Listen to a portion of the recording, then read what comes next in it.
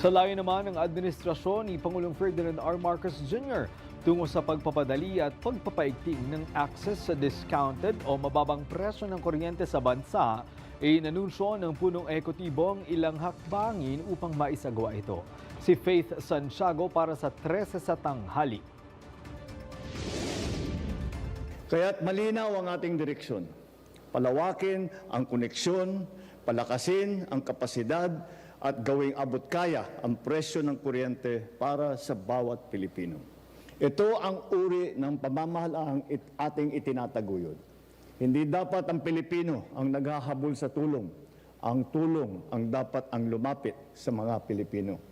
Ito ang binigyan diin ni Pangulong Ferdinand R. Marcos Jr. sa harap ng mga opisyal ng gobyerno at Meralco executives sa pagpupulong hinggil sa energy sector sa Meralco Theater sa Pasay City. Ibinahagi ng Pangulo ang kahalagahan ng abot kaya at maaasahang kuryente para sa pang-araw-araw na buhay at paglago ng ekonomiya, lalo na para sa mga pamilyang nasa malalayong lugar. Upang masolusyonan ito, inanunsyo ng Pangulo ang automatic enrollment ng 4Ps beneficiaries sa Lifeline Rate Subsidy Program at pagpapadali ng proseso ng net metering para sa distribution utilities. Mula noong Nobyembre ng 2025, halos 330,000 lang ang nakarehistro sa LRSP. Nasa 11% lang ng hinahaling 3 million 4Ps beneficiaries. Ani ng Pangulo, ang mababang turnout ay dahil sa komplikado at mahigpit na dokumentasyon.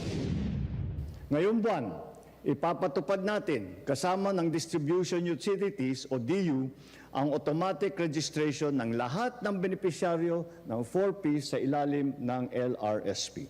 Sa ilalim ng bagong polisiya, ang 4Ps beneficiaries na gumagamit ng 50 kilowatt-hours pababa ay may 100% discount sa kanilang bayarin sa kuryente. Samantala sa Republic Act No. 9513 o Renewable Energy Act of 2008, maaaring mag-export ng excess electricity sa grid ang mga tahanan at negosyo na may renewable energy systems na nagpapababa ng power bills. Binigyang utos din ang mga LGU na gamitin ang standardized application forms at sumunod sa specified turnaround times sa pamamagitan ng Joint Memorandum Circular ng DOE, DILG at DPWH. Inatasan din ng Energy Regulatory Commission ang mga distribution utilities na tapusin ang interconnection process sa loob ng 20 working days matapos makatanggap ng letter of interest. Kinilala ng Pangulo ang Meralco sa suporta nito sa gobyerno at sa pagbibigay akses sa malalayong komunidad. Binigyang pansin din ang Terra Solar Project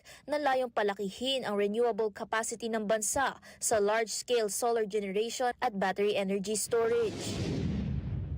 Progress in the energy sector and the nation building itself rests on shared responsibility.